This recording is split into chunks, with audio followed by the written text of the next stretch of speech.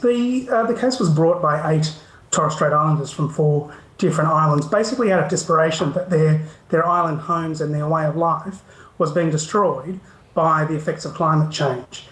So we brought a complaint on their behalf that was challenging the obligation, or I guess claiming an obligation on the part of governments to take concrete steps to protect the very most vulnerable people, in this case people on these low-lying Torres Strait Islanders, from the effects of climate change.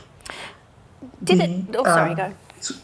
I was going to say, the islands themselves were, as you can see from some of the pictures there, were really inundated by rising sea levels. It affected their ability to grow food. It affected the fisheries that they rely on. It also affected significantly the homes themselves. Some of the towns on some of the islands flood completely from certain times of year. And it affected, it destroyed graveyards. It washed away the important cultural grounds there, and indeed human remains were washed up on some of the islands. So those were some of the really terrible outcomes that the Human Rights Committee found ought to have been protected against by the Australian government, and the failure to do so was held to be a breach of international law. Yeah, it painted a real picture of the real impacts of climate change. It touches every part of life for those Torres Strait Islanders. Did it detail what that obligation from the government would be?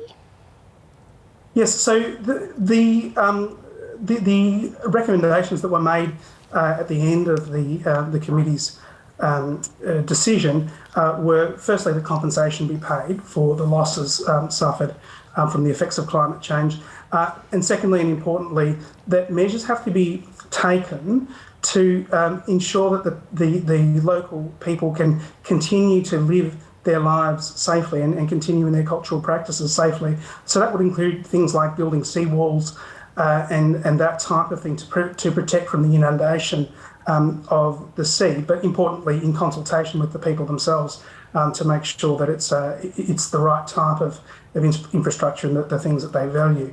A really important part of the case from the claimants themselves was that they were adamant they don't want to relocate. All they want is to be able to live the lives that they've always lived on the islands where they've always lived, and to not basically have their homes taken out from under them by the inaction that's led to these climate change catastrophes.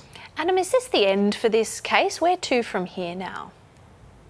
Well, this case itself has now come to an end in that the government have been held, the Australian government have been held to be in breach of international law. The government now have 6 months to come back to the committee to say what it's doing about the recommendation, so what steps it's taking to ameliorate climate change, to bring themselves into compliance with international law. But from here, that's the end of this case. But from here, this could very well be a really important precedent in setting out just exactly what states' obligations are to protect vulnerable people from the effects of climate change, and to do a great deal more than they have been doing up until now.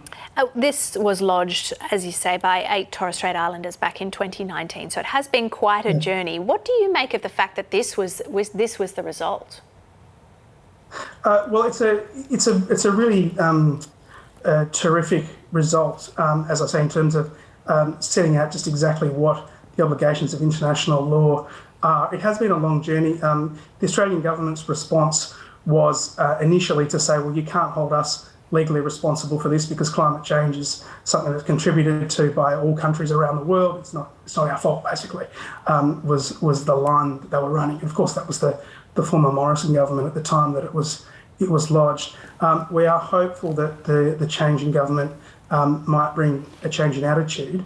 But it's not only a case that's significant for Australia, it's potentially significant for all governments and for all people around the world, because it makes crystal clear that just saying that this is a global problem can't be an excuse for government inaction.